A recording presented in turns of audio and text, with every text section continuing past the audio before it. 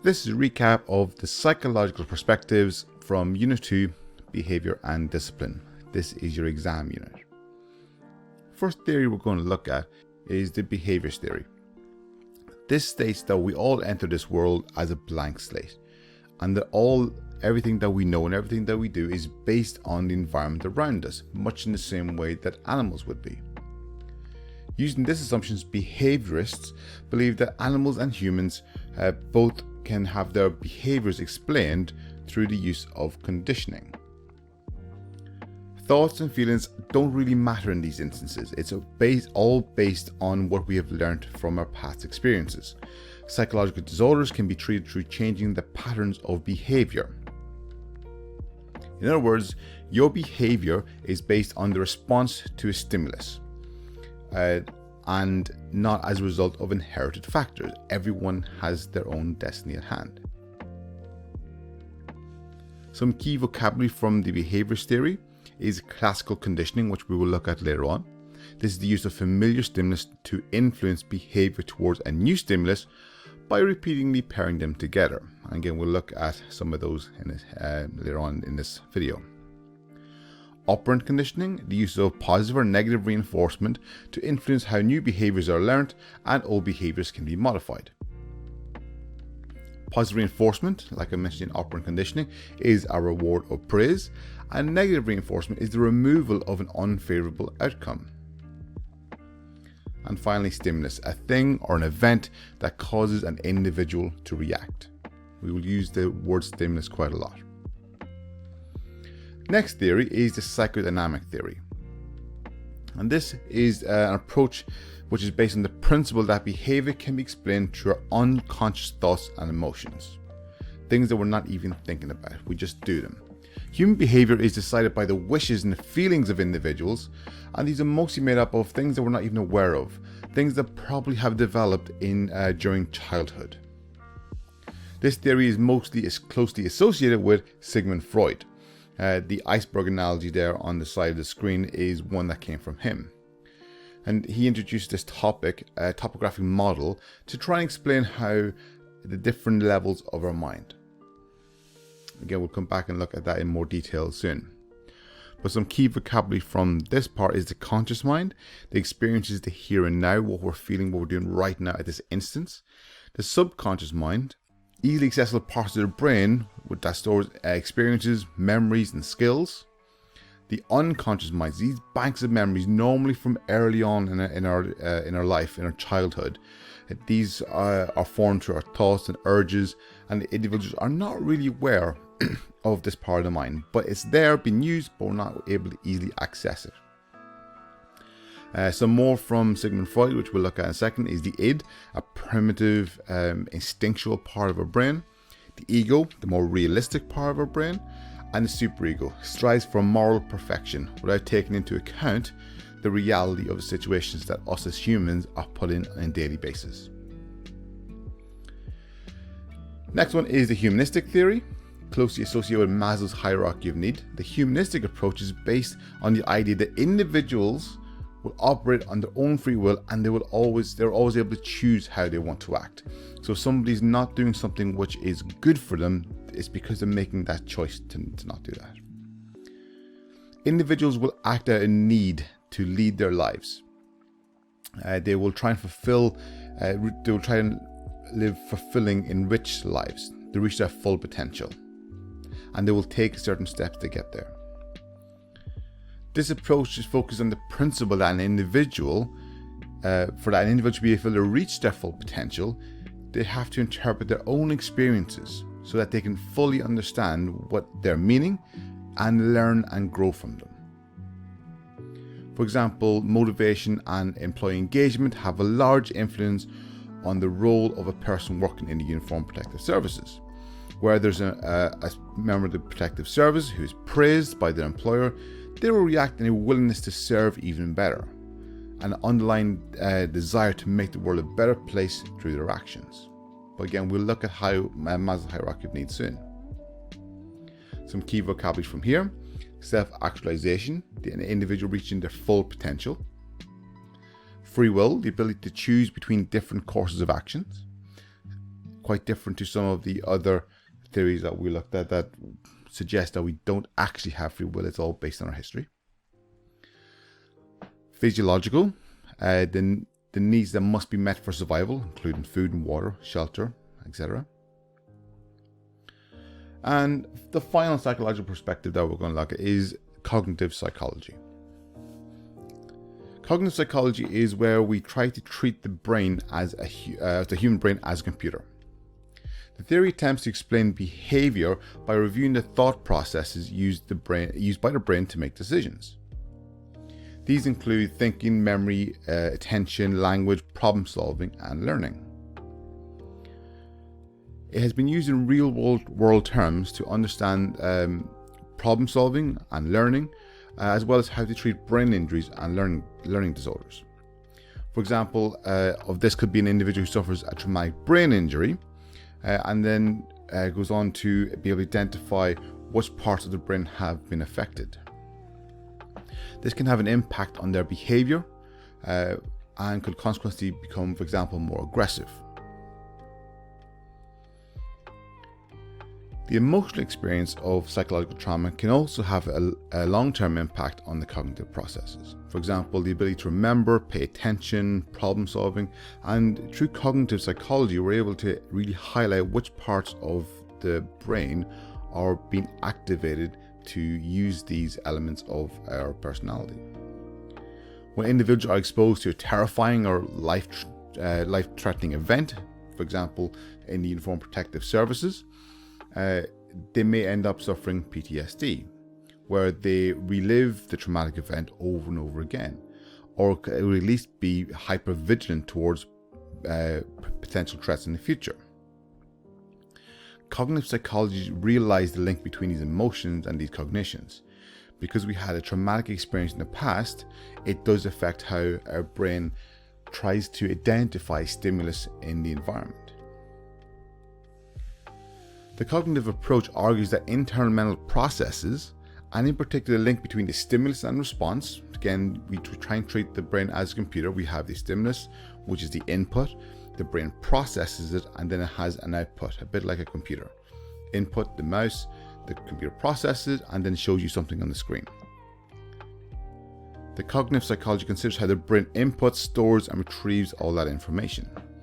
So some keywords from cognitive psychology: input, it's another word for stimulus. Like I said, we will use stimulus quite a lot, but it's a thing or event that causes an individual to react. Experimental cognitive psychology is when cognitive psychologists use information as a stimulus so they can identify how it appears in the brain. And that's going to be some, for example, some pictures you've seen earlier on, where the brain will light up in different parts depending on what information has been shown to that person. So now we're going to look a little bit more in detail at those behavior theories, and this is moving into the second lesson, lesson 1.2 on the PowerPoints. So one of the behavior theories that we use quite a lot is classical conditioning, and the most famous experiment for that was Pavlov's dogs. Pavlov was originally conducting the study into the digestive system of dogs. However, during his study, he noticed that dogs would salivate when the food was about to be presented to them. Whenever they saw somebody in a white lab coat, they started to associate that with the food. This observation led to Pavlov to discover that dogs had an association with the presentation of the food and the white lab coat, conditioning them to behave in the same way. So even when the white lab coats arrived, even if they didn't have food, they would still react in the same way. Using this discovery, Pavlov conditioned the dogs to salivate in response to a sound. So we started to associate the bell with food. And then when the dog finally started to learn the bell meant food, they were able to take away the bell or the food, and the dog would still salivate when the bell was rung. So we paired both of these, the new stimulus, which was the bell, with the old stimulus, or the familiar stimulus, which is the food, and was able to condition them to react in the way that he wanted. The next theory, or next study that we're going to look at is called Skinner's box, and it's based on operant conditioning, the second type of conditioning from our behavior theory. Skinner believed that all human behavior was a direct result of conditioning, every single thing that we do. He believed that free will did not exist, and that actually we didn't make decisions, we only made choices based on the learning that has taken place in the past.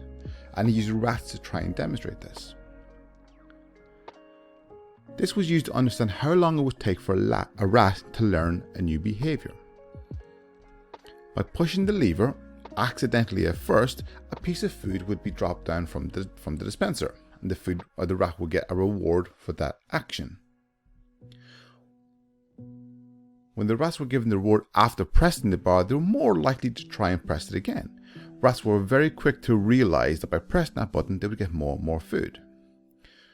Rats who were not given a reward for pressing that button were less likely to press the bar.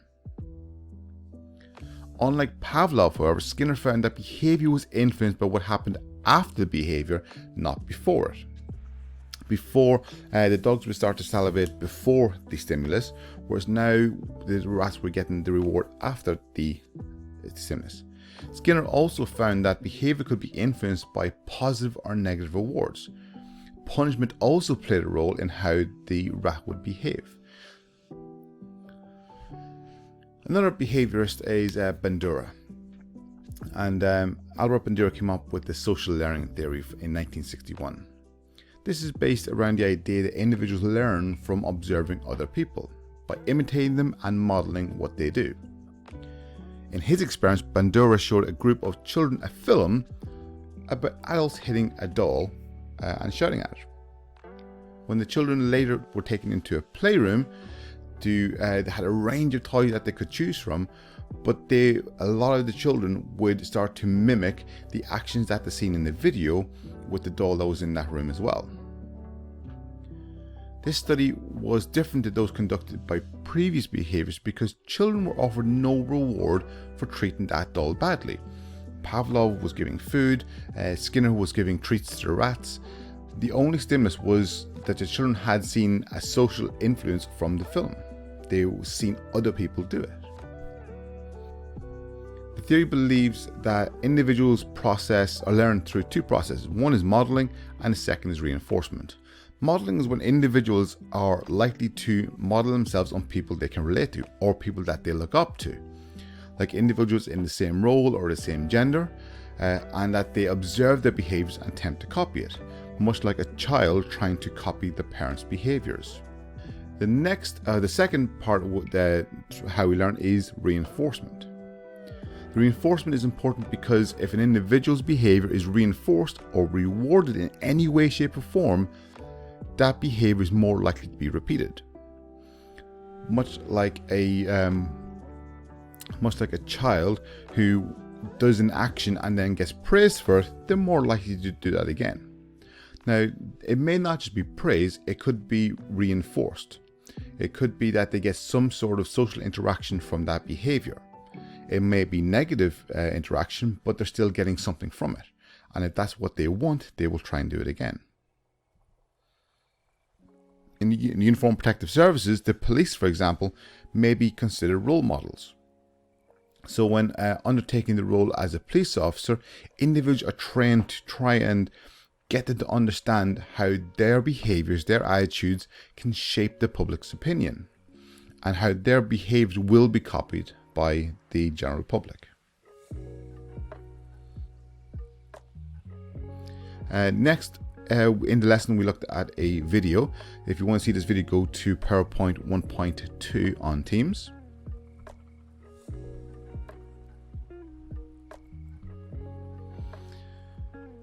Next is the psychodynamic approach, and we're going to look at Sigmund Freud's iceberg analogy.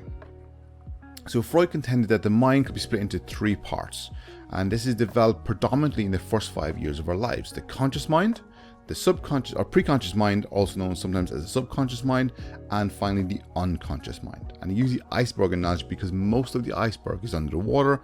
Most of how we behave is based on things that are really deep down within us.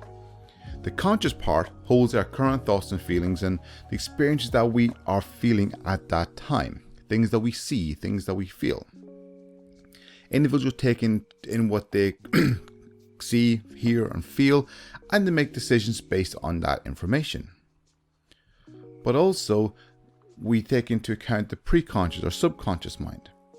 This holds information that can be easily sourced if needed, like the recent memories of things that we've done.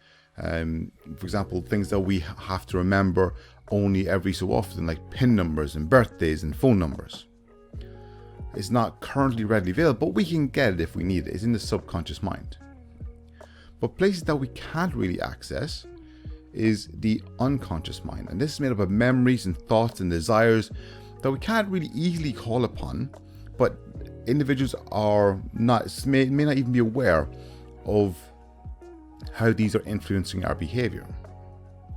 Freud used the iceberg analogy to describe this theory. He described the preconscious mind as being just under the surface and the unconscious mind being really deep down in the water and much harder to access. So the unconscious mind is made up of, for example, past experiences, irrational fears. For example, if you might have fallen off something high or even fallen off something as a child, you're more likely to have a fear of heights as an adult. There's no reason that this would be linked, or there's no reason in your mind why you should be afraid of heights. You don't know why, but more than likely, according to this theory, you may have fallen off something as a child, and that has led to that unconscious level, the unconscious fear of being at a height. The second part of the psychodynamic theory, again from Sigmund Freud, is the three parts of the psyche. Freud developed a theory that all human minds can be separated up into three parts: the id, the ego, and the superego. They act in conflict with each other, and it is this conflict that determines how we behave. The id is based on the pleasure principle, and it's developed in the infancy. Its sole goal is to get pleasure for us. That could be through food, it could be through attention, it could be through entertainment. And it makes decisions based on the primary desires and often acts in a selfish manner. Whatever it wants to do, it wants to do now. The ego, on the other hand, is developed in toddlers, and it's the decision-making element of the brain. It's based on in reality. It tries to figure out, what can I actually do based on this situation? And it also takes into account what might be the real world consequences of my actions. The id does not care about that. It just wants what it wants, and it wants it now. The ego is trying to say, well, I do want it, but this might happen if I do, or I do the action. The ego will often grant the desires of the desires of the id in the real world, but the ego has no conscience. There's no sense of right and wrong. It just decides, will there be a consequence to my actions? It doesn't care if it's right or wrong. And then this conscience role is filled by the superego, which, according to Freud, develops somewhere between the age of 4 and 6. And this acts as the voice of conscience between the ego and the id. The ego generates the thoughts that the superego might disagree with. And then this starts to generate guilt and shame to try and persuade the ego into not doing it. The ego struggles to manage this conflict between the id and the superego. And when it really struggles to manage this conflict, it tries to protect itself. And one way it tries to protect itself is repression. The desires of the id are pushed back down into the unconscious mind. We try and get rid of them, but the id doesn't like getting rid of them. So it tries to repress them. It hides them. It tries to pretend they're not even there, but they are. The next is denial. The id's desires are acted upon, but the conscious mind refuses to ignore them. Refuses to recognize them as my actions. So the id does something, and I goes, well, it's not even bad. It's not even as bad as you're making it to be. And again, that's the conflict between the id and the superego. The id is one in that instance, but we're trying to tell ourselves that there's nothing wrong with that action. Next is projection. When we remove the id's ability to get what it wants, and the superego takes over, it starts to become hostile towards anybody else who's doing that. Example could be, let's say, smoking. If somebody has been a smoker in the past and we've managed to stop, then the id is being denied what it wants. It wants what it wants. The superego is 1. So the superego might become more hostile towards people who are smoking simply because the id is not getting what it wants. So we're projecting that anger and that loss onto somebody else. An example of this could be a student revising for a test. They will need to balance the conflict between these drives. The id only wants is only concerned with pleasure and immediate gratification. It doesn't even consider revision important because that's next month. That's all down the line. We don't need to do it now. That's later on. It's more interested in spending time doing something fun. For example, going on social media, looking at TikToks for 4 hours. That's what the id wants to do. It wants to do something that feels good right now. On the other hand, the superego says, well, we should revise. We should be doing perfect revision all the time. We should not do anything but revision. The superego will reward a student with pride if they revise. So they will do well in their test, and they will punish a student with shame if they do not revise and don't do well in their test. And somewhere in the middle, you have the ego trying to be based in the principle of reality. We can't study all the time. That's unrealistic, but we need to have a bit of entertainment and relaxation and socializing. But at the same time, the id wants to only do those things. We can't have all that either. So the ego's in the middle trying to balance it with a bit of study, a bit of enjoyment, and is trying to merge the two together to do what's best for the person. If a student decides to not do any work, the id has won. If the student has decided to do all the work and then some extra, the superego has won. Next theory we're going to look at is Maslow's hierarchy of needs, and this comes from the humanistic theories. So Maslow developed this 5-tier process that he said all individuals will pass through in their pursuit of being the best version of themselves, of realizing their full potential. He believed that everybody had this inbuilt desire that they really want to be the best version of themselves and nothing else. In order to reach these goals, individuals must first of all meet their basic needs, and he displayed this through this pyramid. The most basic needs were contained at the bottom because they're the foundations of this principle. For example, food, water, sleep, warmth. And once these needs are met, you can start to progress up through the pyramid into safety and security. As an individual progresses up the pyramid, different needs will take priority, because once we have the basic needs met of food, water, shelter, and safety and security, we can start looking at our relationships and our self-esteem. So down at the bottom, the psychological or physiological needs is stuff like 8 hours of sleep, regular meals, drink plenty of water. These is how we would meet this level.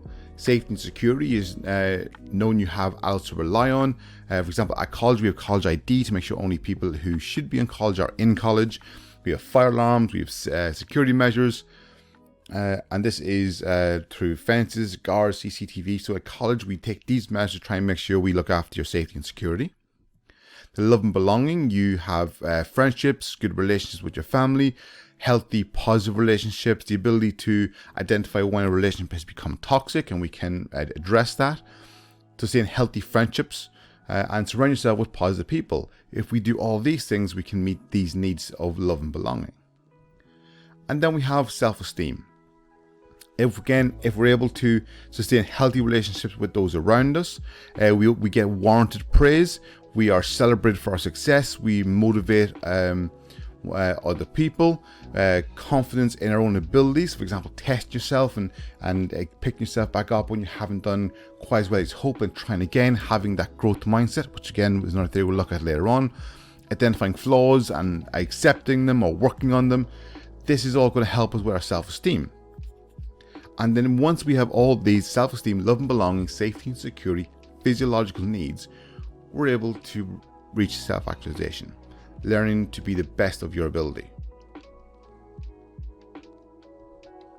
An example of this could be Samantha. If Samantha is a firefighter, her safety needs are being met through the provision of high quality PPE, Her safety needs because she's got some of the best training in the world, some of the best equipment in the world. Her social needs have been met through her interactions with her colleagues and members of the public. She has that sense of belonging as being part of that team. Her self-esteem needs to be met through mastering these new skills as a firefighter and being the best at these skills that she can possibly be, going on additional course to improve her skills and knowing that she is one of the best. And once we've met these, now obviously the physiological needs will be met because the fundamentals, the eating, the sleeping, the having water to drink, these are all been met. But once we've met all these, the physiological needs, the safety needs, the social needs, the self-esteem, Samantha's able to reach her self-actualization as her role in as a firefighter. Because all of her other needs have been met, she can be the best version of a firefighter that she can possibly be. So, summary of the psychological perspectives. Behaviorist, emphasis on the role of the environment, and the environmental factors on behavior. The importance of classical and operant conditioning. Think of Pavlov and think of Skinner and Bandura. Focus on a stimulus response to behavior. Something happens, we respond to it. So again, stimulus is something that happens to us, and the response is something that we do based on that stimulus. The psychodynamic, on the other hand, focus on behavior being determined by unconscious factors, things we're not even thinking about, just they're deep inside us that we don't understand where they come from, but they do have a massive impact on how we behave. Personality is comprised of the id, the ego, and the superego. The id wants to do everything that it wants to do right now. It wants to feel, it wants to eat what it wants to eat, it wants to do what it wants to do, doesn't care about the consequences. The superego, on the other hand, is all about the consequences. It's all about if you do something wrong, it'll bring shame and guilt. And somewhere in the middle, you have the ego that tries to figure out how we can deal with this in the real world. Think of the ego, the id and the superego as the angel and the devil on your shoulder, trying to get you to do one thing or the other. The humanistic approach believes that everyone has that free will and the ability to choose how they want to act, regardless of their history, regardless of their environment. Humanist says we can just make the decision to act how we want. Acknowledgement that only the individual can fully interpret their experiences and understand their meaning. And once we have all of the basic needs met, we can start to reach for self-actualization or fulfilling our full potential. And earlier on, we talked about the cognitive approach, looks at it from an information processing approach. Like a computer, you got your input, your processing, your output. The focus on this is on the study of the mental processes. It tries to take a more quantitative approach to psychological perspectives. We can measure exactly what's happening in the brain. Whereas the first three, it's all about qualitative, it's about opinions and views. Whereas cognitive tries to make it a more mechanical, quantifiable process. So that is the recap for psychological perspectives. The PowerPoints for this are on Teams as lesson 1.1 and 1.2.